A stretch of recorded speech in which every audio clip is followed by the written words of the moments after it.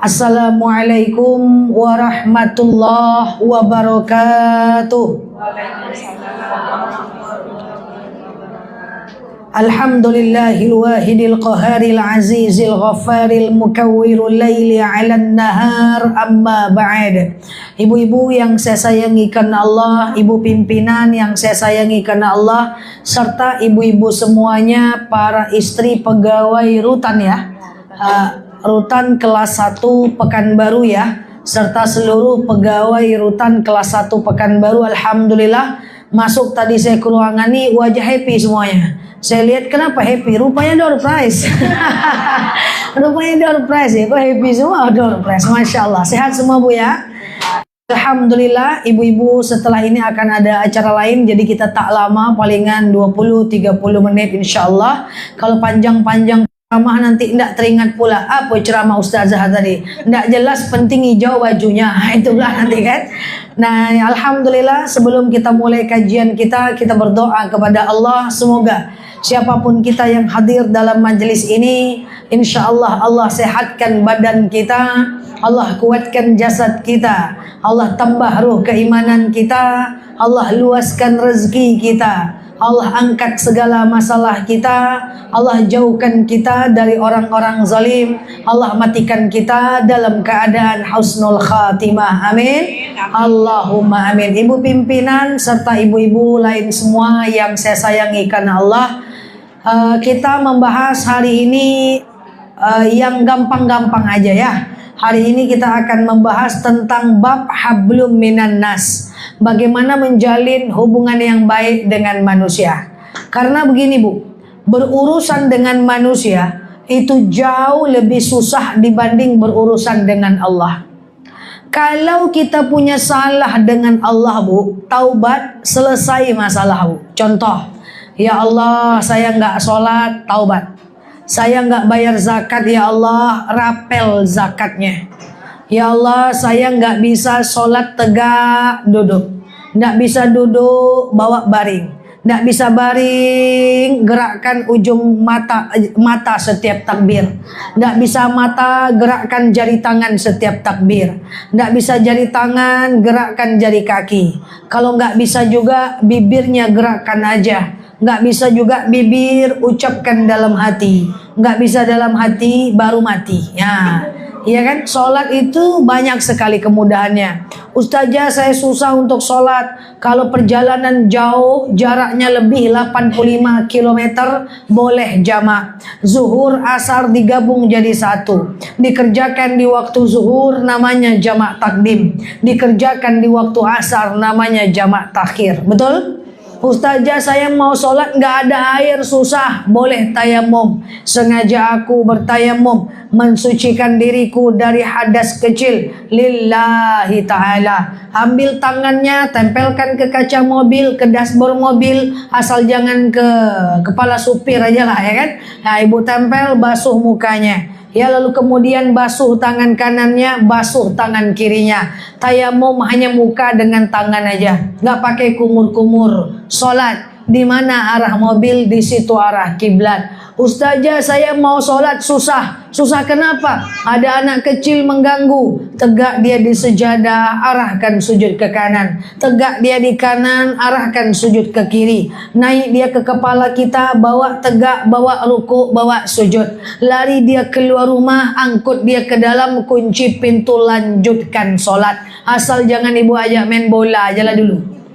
Keringanan dengan Allah itu banyak. Tak sholat, taubat. Tak puasa, kodo. Tak bisa kodo, fidyah. Tak bisa sholat tegak, duduk. Tak bisa duduk, baring. Ada anak, gendong anaknya. Nggak ada air, tayamum. Mudah kalau dengan Allah. Dan ingat, Allah maha penerima taubat. Innallaha yaghfirudz dzunuba jami'a. Allah maha penerima taubat. Berurusan dengan Allah gampang. Tapi tidak sama kalau kita berurusan dengan manusia. Kalau kita punya salah dengan Allah, taubat, selesai masalah. Tapi kalau punya salah dengan manusia, tak selesai dengan taubat, tak selesai dengan sholat tasbih, tak selesai dengan istighfar, sampai kita minta maaf kepada orang itu. Kok diam semua? Gitu ya, dengan Allah. Jadi begini Bu, kalau punya salah dengan manusia, nggak selesai dengan sholat taubat sampai kita minta maaf. Ingat Bu, tugas kita cuma minta maaf. Dimaafkan atau tidak itu urusan mereka dengan Allah. Maka poin pertama dari kajian kita ini, kalau mau selamat urusan kita dengan manusia, apalagi menjelang Ramadan, maka kalau kita salah kita minta maaf. Tapi minta maaf pun mudah. Tidak perlu buka aib kita. Cukup bilang, Bu, mohon maaf lahir batin ya. Cukup, udah gitu aja. Karena beda Bu. Kalau minta maaf kepada Allah, buka aib kita, nggak apa-apa. Ya Allah maaf ya Allah, tadi pagi saya nyuri uang suami sikit ya Allah. Ya Allah maaf ya Allah, kata Pak Ustadz kalau ketemu uang di jalan taruh ke masjid. Tadi saya ketemu uang 2.000 ya Allah, udah jalan kaki ke masjid, lewat salah lewat, terbalik salah ya Allah. Maaf ya Allah gitu. Kalau minta maaf kepada Allah, buka aib, nggak apa-apa. Maaf ya Allah, tadi malam saya mau sholat isya tapi cuma niat aja nggak jadi gitu. Jadi dengan Allah minta maaf, buka aib, nggak apa-apa. Tapi kalau minta maaf dengan manusia, tutup aib, jangan buka. Bu, saya minta maaf ya. Minta maaf kenapa? Pokoknya saya minta maaf. Udah gitu aja. Jangan ibu bilang, minta maaf ya Bu, kenapa? Kemarin waktu ibu arisan tak datang kami gosipkan ibu. Siapa-siapa aja kalian, tuh dia habu, tuh dia tuh berkelahi nanti. Ya yang sering saya contohkan, Bu, saya minta maaf ya. Minta maaf kenapa? Pokoknya salah khilaf saya minta maaf. Udah gitu aja. Jangan sebut-sebut salah kita. Kemarin Bu, waktu ibu nggak ada di ruangan, saya ambil pena ibu, saya jalan sama suami ibu 3 malam. Berkelahi nanti. Jadi kalau minta maaf dengan manusia, tutup aib, jangan buka. Ustazah minta maaf dengan suami, buka aib enggak. Karena ada 3 aib wajib kita jaga. Pertama aib kita, kedua aib orang, 3 aib orang meninggal. Bayangkan, aib kita aja wajib kita jaga, apalagi aib orang. Jadi ibu nggak boleh ngomong dengan teman, aku dulu zaman jahiliyah apa yang nggak aku kerjakan. Bangga pula kan. Pokoknya semuanya aku kerjakan. Jangan disebut-sebut. Biarpun ibu di sini nanti punya anak, punya calon menantu, jangan ungkit-ungkit masa lalu orang. Karena tidak ada orang baik yang tak punya masa lalu yang buruk, dan tak ada orang buruk yang tak punya masa depan yang baik. Semua kita berhak untuk menjadi lebih baik. Jadi kalau minta maaf dengan orang, saking Allah perintahkan kita menjaga aib kita, jangan bilang-bilang, Bu minta maaf ya, kenapa? Kemarin ibu kehilangan sendal kan, aku yang ambil tuh. Jangan. Mohon maaf lahir batin, gitu aja. Paham? Nah, jadi gitu. Dia maafkan atau tidak, itu urusan dia dengan Allah. Jadi kalau kita salah, segera minta maaf. Minta maaf dengan Allah, buka aib. Minta maaf dengan manusia, tutup aib. Jangan buka. Bayangkan, aib kita aja Bu, wajib kita tutup. Apalagi aib orang. Apalagi aib orang. Makanya ibu-ibu yang saya sayangi karena Allah, kenapa ustadz sering bicara kepada kita bahwa la yaktab ba'dukum ba'do. Kita tak boleh cari-cari salah orang. Kita nggak boleh cari-cari salah orang. Karena aib kita aja wajib kita tutup, apalagi aib orang. Coba bayangkan. Makanya kalau kita pernah membuka aib orang, nih bahayanya luar biasa Bu. Misalnya nih contoh ya Bu, contoh. Misalnya kedua ibu yang di depan ini izin, contoh aja ibu ya. Nanti tanya pula lewat mana Ustazah pulang. Contoh pura-puranya. Misalnya kedua ibu yang di depan ini menceritakan saya. Seketika mereka sebut nama saya, seketika dosa mereka bertambah dan pahala mereka buat saya. Pertanyaannya Bu, gimana kalau mereka nggak ada pahala? Maka pakai rumus yang kedua. Seketika mereka sebut nama saya, seketika dosa mereka bertambah dan dosa saya kasih buat mereka. Nah itu rumusnya. Apakah cukup sampai di situ saja? Tidak Bu, ada rumus selanjutnya. Nanti di akhirat apa kata Allah? Ayyuhibba ahadakum ayyakula lahma akhihi maitan fakarihtumuh. Nanti di akhirat mereka akan disuguhkan oleh Allah bangkai saya, dan mereka dipaksa membangkannya. Fakarihtumuh, walaupun mereka nggak suka dengan bangkai saya itu. Jadi seberapa banyak orang yang kita ceritakan di dunia ini, sebanyak itu bangkai yang akan kita makan di akhirat kalau kita tidak minta maaf.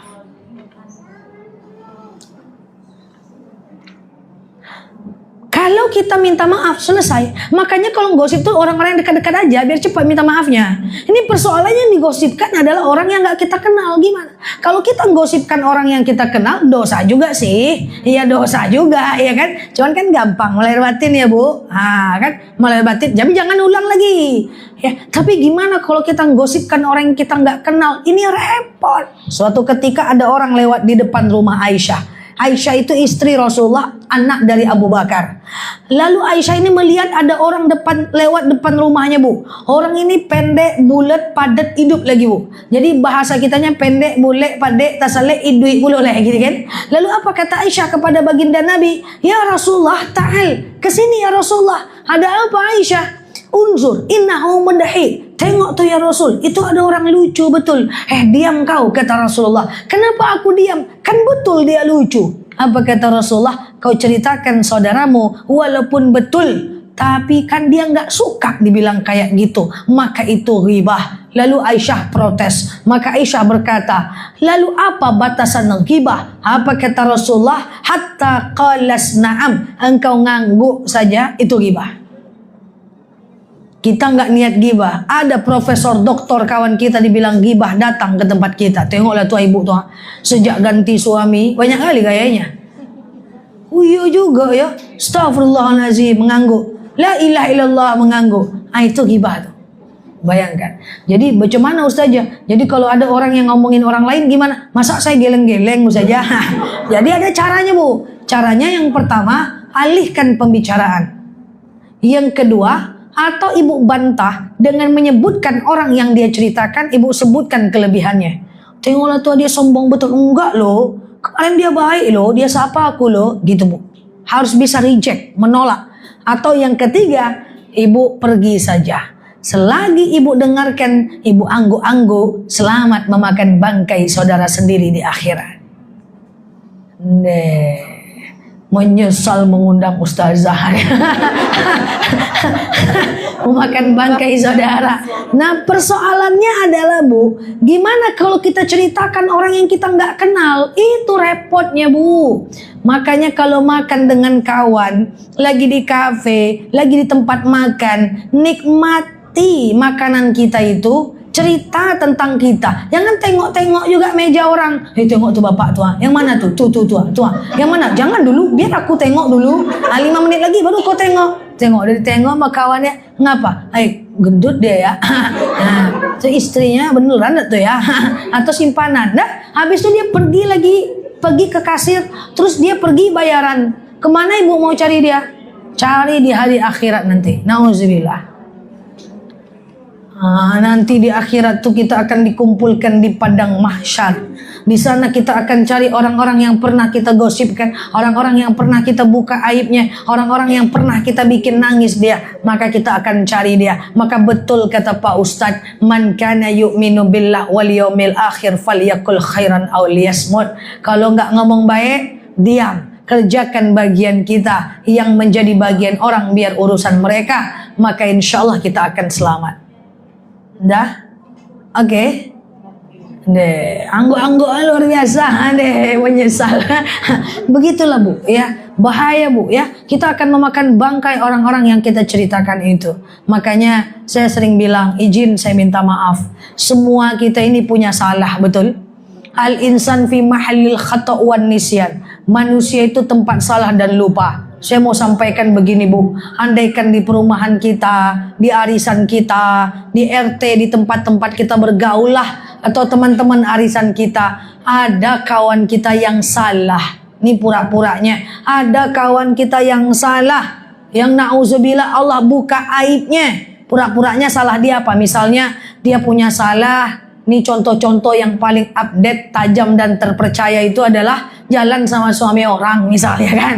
Ada kawan kita jalan sama suami orang. Tahu kita, orang sibuk menceritakan dia. Saya pesan kepada ibu-ibu semua, kalau nggak bisa menemani dia kembali ke jalan yang benar, maka minimal jangan membebankan hidupnya dengan menceritakannya. Kalau kita orang yang baik, aibnya Allah buka, bukan berarti kita nggak ada aib. Allah buka aibnya, temani dia, suruh dia berubah, tanpa menceritakannya. Ini menemani tidak, malah menceritakan. Kan zolim namanya, betul?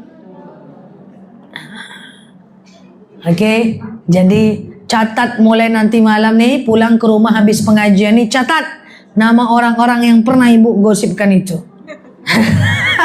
yang banyak yang pernah kita buka aibnya itu, catat nama-namanya, WhatsApp dia. Mohon maaf lahir batin ya Besti itu. Kalau dia tidak mau, ngapa? Bilang dulu, jangan bilang, terpancing pula nanti. Pokoknya mohon maaf lahir batin. Kenapa? Kan dia mau masuk Ramadan, pasti momentumnya. Tapi jangan sambung lagi episode gosipnya. Minta maaf. Bahaya itu. Nauzubillah. Oke? Dengan manusia, kalau kita salah kita minta maaf. Susah Ustazah, karena ghibah tuh enak. Bukan, itu kata kakak saya, bukan kata ibu-ibu. Susah ghibah tuh deh, enak soalnya. Nah, itu adalah setan. Ketika kita mulai berghibah, setan masuk. Setan akan menambah ide-ide kita kalau ghibah. Faktanya, kalau ghibah nggak pernah berhenti ngomong. Suruh jadi MC, nggak ada yang mau. Betul? Sama-sama ngomong nggak? Sama-sama ngomong. Kenapa kalau jamaah majelis taklim di MC itu aja orangnya? Kalau ghibah lancar ngomong kan? Cerdas kan kalau ghibah kan? 2 jam bisa. Kenapa jadi MC susah? Kenapa disuruh pidato susah? Susah ya? Karena kalau ghibah udah setan yang cerdas di sana. Tapi di sini semuanya wajah-wajah baik semua. Ini tidak ada yang ghibah semua nih. Amin. Nah, walaupun agak ragu saya sedikit ya. Jadi kalau kita salah, kita minta maaf. Nah, konsep yang kedua, kalau orang salah, segera maafkan dia. Kenapa kita harus maafkan? Kakak saya sering bilang sama saya, Dek, iya, kenapa cepat kali kau maafkan orang? Saya bilang, saya maafkan orang kak, bukan karena dia benar. Secara fakta dia salah di mata Allah. Tapi saya maafkan dia agar saya tenang dan saya bahagia. Dan takkan pernah tenang kita sebelum kita memaafkan orang lain.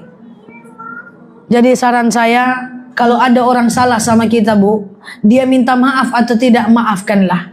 Supaya dia tidak jadi dendam. Ingat ya, memaafkan beda dengan melupakan. Ibu udah maafkan salah teman ibu. Tenang Ustazah, saya udah lupa semua kesalahan kawan saya Ustazah. Tapi kok ketemu di pasar kaget, rasa mau saya cucuk juga matanya Ustazah. Itu bukan maaf, itu lupa sementara waktu.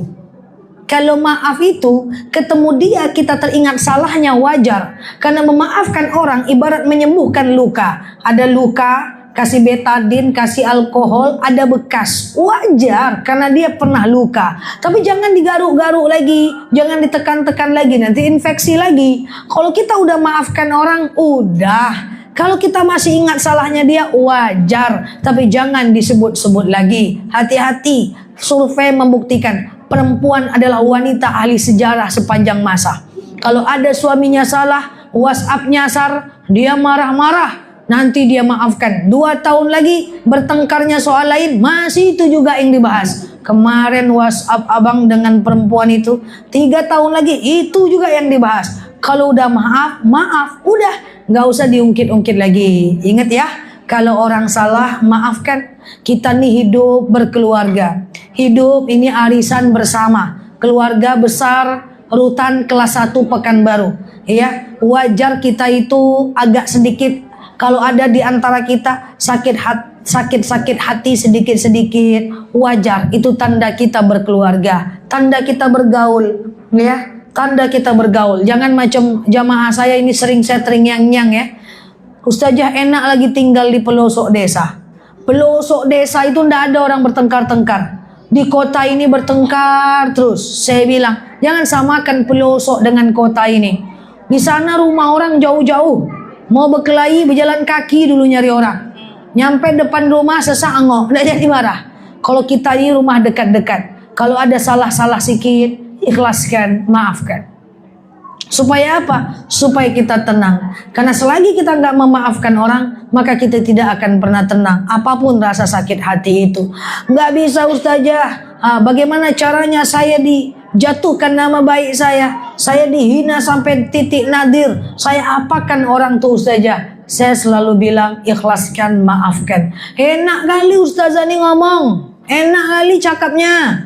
Masa semudah itu saya maafkan orang lain? Saya bilang cara yang paling mudah untuk membalas sebuah kesalahan adalah dengan memaafkan. Loh, nanti siapa yang akan membalas kejahatannya? Saya bilang ada pembalas yang paling dahsyat. Allah pernah berjanji, in ahsantum ahsantum li anfusikum wa in asatum falaha. Kalau orang itu berbuat baik, kembali kepada dirinya. Kalau dia berbuat jahat, kembali kepada dirinya. Biar Allah yang balas, gak usah kita yang balas. Karena cara Allah membalas jauh lebih hebat dibanding balasan manusia. So, maafkan. Paham? Clear? Yang pertama, kalau kita salah, minta maaf. Yang kedua, kalau orang salah, maafkan. Yang ketiga, ibu-ibu yang saya sayangi karena Allah, kalau mau baik hubungan dengan manusia, banyak-banyak husnuzon, jauh-jauhkan suuzon. Banyakkan baik sangka, jauh-jauhkan buruk sangka. Ini ibu baru pertama macam ketemu saya. Saya jelaskan. Semua kita punya handphone, punya ya. Facebook ada, macam TikTok ada, macam IG ada. Ini maaf, saya minta maaf nih. Kalau ada di antara kita, setiap nengok status kawan kita, jelek aja kita menengoknya, itu hati-hati, tanda kita punya penyakit hati. Nengok orang berfoto di depan mobil barunya, alah, mobil kayak gitu aja bangga. Aku 7 lagi mobil orang numpang parkir, santai aja punya. Jelek nengoknya. Itu hati-hati, punya penyakit hati. Ada orang yang bermesraan dengan suaminya. Suami Nokia 3315 aja bangga. Aku udah 5 kali gonta ganti suami, santai aja punya. Ada orang berfoto di depan rumah barunya. Apa kata kita? Halah, OKB orang kaya baru. Ada orang berfoto depan Ka'bah, ujub tuh ujub, kayak ceramah Ustaz Janela, ujub ria. Ada orang di Madinah berfoto pakai burung merpati, sip slow motion. Sekali-sekali umroh tuh sok-sokan. Jelek aja kita menengoknya. Hati-hati, itu tanda kita punya penyakit hati. Oh, kalau benar gimana Ustazah? Kalau itu adalah benar, biar menjadi urusannya dengan Allah. Tapi suuzon dan prasangka kita juga tanggung jawab kita kepada Allah Azza wa Jalla. Jadi kita dihitungi per kasus, dan itu tergantung kacamata kita nih. Kacamata suuzon itulah dia. Tapi coba kita pakai kacamata husnuzon, berbaik sangka dengan manusia. Contoh, ada orang yang berfoto di depan mobil barunya. Bisa jadi dia ingin menunjukkan betapa indahnya kerja keras dari rezeki yang halal. Bisa? Ada orang berfoto dengan suaminya. Bisa jadi dia ingin menunjukkan betapa indahnya rumah tangga yang sakinah. Bisa? Ada orang yang berfoto di Ka'bah, bisa jadi dia ingin menunjukkan betapa indahnya ke sana dan menginspirasi orang lain untuk pergi ke sana. Bisa? Bisa. Semua bisa husnuzon, semua bisa suuzon, tergantung cara kita memandangnya. Dulu saya punya mahasiswa. Mahasiswa saya itu orangnya tinggi, kurus, hitam, kayak gitulah. Rambutnya keriting, setiap masuk kelas dia ngantuk terus. Sampai akhirnya teman saya ngomong gini, Nel, iya, kamu ngajar dia. Iya Pak, kenapa Pak? Kalau dia mahasiswa ustazah, kasih aja lah nilai E. Kenapa gitu Pak? Ngantuk, saya taruh itu katanya. Rupanya iya Bu, saya masuk jam 8 ngantuk dia. Masuk jam 7 ngantuk dia. Masuk jam 2 ngantuk dia. Masuk jam 4 ngantuk juga dia. Akhirnya saya panggil, kan kita nggak boleh ngejudge orang lain. Ya, sini kamu. Kamu ini cemana ini? Masuk jam 8 ngantuk, jam 12 ngantuk, saya ubah ke jam 2 ngantuk, saya ubah jam 4 ngantuk. Kapan kau tak ngantuk? Apa kata dia? Saya ini kerja saya satpam Bu Nela. Sip saya sip malam, ganti sip jam 7 pagi. Jangankan mandi, makan aja saya tak sempat Bu Nela. Tapi saya juga pengen kuliah, saya juga pengen sarjana. Oh, di mata saya dia mahasiswa yang luar biasa. Di mata teman saya dia mahasiswa nakal. Kenapa kesimpulan berbeda? Karena cara pandang yang berbeda. Yang satu suuzon, yang satu husnuzon. Paham? Coba. Nah ya, jadi baik-baik sangka dengan manusia. Nggak boleh buruk sangka. Nanti kalau ibu ketemu kawan di jalan, Bu, nggak nyaut dia. Bu, nggak nyaut dia. Bu, nggak nyaut dia. Udahlah, baik sangka. Jangan-jangan dia sedang ngitung duit masuk, duit keluar. Jangan ibu. Ndak kan ku sapa besok lagi. Ibu ceritakan pula sama orang, wih kalau ketemu dia jangan sapa lagi ndak, ngapa? Bikin sakit hati itu berdosa juga. Balik lagi ke poin 1 tadi. Saya dulu kajian mak saya sering ikut saya. Jadi saya tuh dengan mak suka cerita. Apa yang saya lihat saya ceritakan. Tengah malam kajian, pulang jam 2 malam, jam 3 malam. Saya tengok tukang parkir perempuan kan ada sekarang tuh di Pekanbaru ya. Mundur, mundur, mundur, mundur. Terus apa saya bilang sama mak saya? Mantap kali tukang parkir tuh mak. Mau dia ngerjakan pekerjaan yang dilakukan laki-laki. Saya pulang pasar pagi Arengka jam 3 malam, jam 2 malam bapak-bapak udah ngangkut cabe. Mantap kali bapak tuh mak. Tengah malam dia udah kerja untuk besok pagi. Saya pesan makan jam 1 malam, Gojek yang ngantar ibu-ibu. Mantap kali ibu tuh mak. Sampai jam 1 malam dia kerja. Mak saya lama-lama gedek juga. Apa kata mak saya? Kamu nih semua orang mantap aja kata kamu. Emangnya kenapa mak? Itu karena kau yang nengok makanya mantap. Orang lain nengok belum tentu mantap. Maksudnya gimana mak? Contoh kata mak saya. Misalnya tukang parkir perempuan. Mundur, mundur, mundur, mundur. Itulah dak sekolah kemarin. Coba sekolah dak kan kayak gitu doh. Bisa nggak? Oh bisa juga ya mak. Gitu paham ya? Jadi semua tergantung cara pandang kita. Apakah su'uzon atau husnuzon. Jadi kalau kita ini baik memandang orang, kita tidak akan pernah mengejudge dan menilai orang lain. Kalaupun orang itu salah, bukan untuk dinilai, untuk diperbaiki. Ya, innallah ahkamul hakimin. Allah hakim yang paling adil. Orang yang jahat sekarang, suatu ketika bisa menjadi orang yang paling taat. Orang yang sekarang taat, suatu ketika bisa jadi orang yang ahli maksiat. Ini kita berada di rutan. Nah, sahabat-sahabat, teman-teman sekarang yang ada di dalam ini, teman-teman saudara-saudara kita yang ada di dalam, sekarang maksiat dia boleh dihukum. Tapi suatu ketika dia menjadi orang yang paling taat. Maka nggak boleh ngejudge, menghakimi orang lain, karena pintu surga terbuka untuk semua orang, meskipun orang-orang yang punya masa yang kelam. Insya Allah, baik sangka aja. Baik sangka, baik sangka. Oke? Dan terakhir yang keempat, kalau mau baik dengan manusia, waktu kita 5 menit lagi, janji saya jangan panjang-panjang kali kan. Terakhir ibu-ibu, tahan amarah. La taghdab, la taghdab, la taghdab. Kalau kita salah minta maaf, poin 1. Kalau orang lain salah, maafkan. Kemudian yang ketiga, husnuzon, jauh-jauhkan suuzon. Yang keempat bu, tahan marah. Tahan marah, tahan amarah. Ya, pernah marah dengan anak terus dia ngulang lagi, pernah ya? Karena begini bu, ketika kita marahkan anak kita, maka adrenalinnya nggak stabil. Ketika adrenalinnya nggak stabil, maka dia nggak bisa menangkap informasi dengan baik. Di sini ada orang Minang? Ada orang Minang?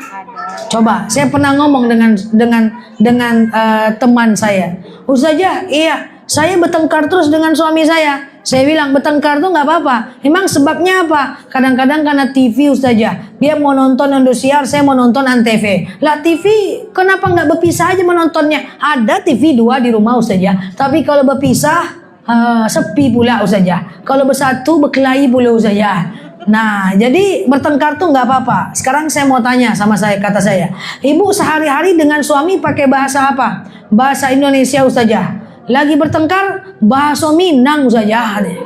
Saya bilang marahlah tetap pakai bahasa Indonesia. Mana lama berang pakai bahasa Indonesia saja. Pertanyaannya kenapa berang tuh harus lama bu? Ibu dengan suami hari-hari pakai bahasa apa? Pakai manggil apa? Abang Ustazah, udah, bebek, mas. Lagi marah? Waang Ustazah. Marahlah tetap manggil abang. Mana enak marah manggil abang saja. Nanti sakit jantung kalau ditahan mati saya. Tidak ada dalil, hai orang-orang beriman, kalau marah lepaskanlah, kalau tidak mati beko. Kan tidak ada. Jadi marah tuh tetap pakai bahasa Indonesia. Tetap jangan ubah panggilan dengan panggilan yang lebih kasar. Suara boleh naik sedikit, volume 1 level. Tapi kata-kata tidak boleh berubah. Karena yang bikin sakit hati bukan level suara, tapi kata-kata. Dan yang ketiga, jangan mengucapkan kalimat tapi, meskipun, gimana pun, walau bagaimanapun. Kenapa? Karena al-lughah yaj'alu syu'ur. Rugo, bahasa menciptakan rasa. Contoh, ada mahasiswa saya terlambat. Bu Nela, maaf ya bu, saya terlambat masuk kampus karena macet bu. Oke? Sekarang coba pakai tapi. Maaf ya Bu, saya terlambat masuk kampus, tapi kan karena macet Bu. Beda nggak? Ini ibu, ini suami. Bang, maaf ya bang, aku telat pulang arisan. Tetap dibuatkan kopi kok bang. Oke, coba pakai tapi ya. Bang, maaf ya bang, aku telat pulang arisan, tapi tetap dibuatkan kopi kok bang. Tapi jangan ulang lagi. Ya kan aku udah minta maaf lah. Tapi jangan ulang lagi. Tapi kan aku udah minta maaf. Sampai 3 hari tidak selesai. Itu kata fikih amarah. Dan terakhir, gunakan bahasa yang susah. Jangan yang mudah. Buat komitmen dengan suaminya. Kita bahasa Indonesia bisa bang? Bisa. Bahasa Minang? Bisa. Bahasa Jawa? Bisa. Kita kan Jawa Minang deh. Oke. Bahasa Melayu? Bisa. Kenapa? Kita kan di Pekanbaru deh. Oke. Bahasa Inggris bisa enggak? Itu yang enggak bisa. Gini aja bang. Kalau kita marah, pakai bahasa Inggris aja bang. Kalau pakai bahasa Indonesia, denda 100.000 bang. Oke. Pas mau marah, daripada pitih keluar, buka pula kamus dulu.